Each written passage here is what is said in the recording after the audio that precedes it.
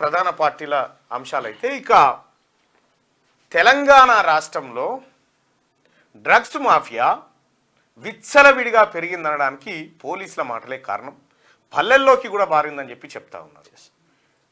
మనుషులు మరి cine industry వరకే పరిమితమైనటువంటి ఈ కల్చర్ క్రమేణా గ్రామీణ ప్రాంతాల్లోకి చొరబడడం అనేది ఇది అత్యంత విషాదకరమైనటువంటి అంశం.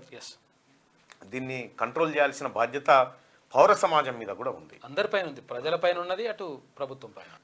ఇవి ప్రధాన పార్టీల అంశాలైతే ఇక తెలంగాణ రాష్ట్రంలో డ్రగ్స్ మాఫియా విచ్చలవిడిగా పెరిగిందనడానికి పోలీసుల మాటలే కారణం. పల్లెల్లోకి కూడా మారిందని చెప్పి చెప్తా ఉన్నారు.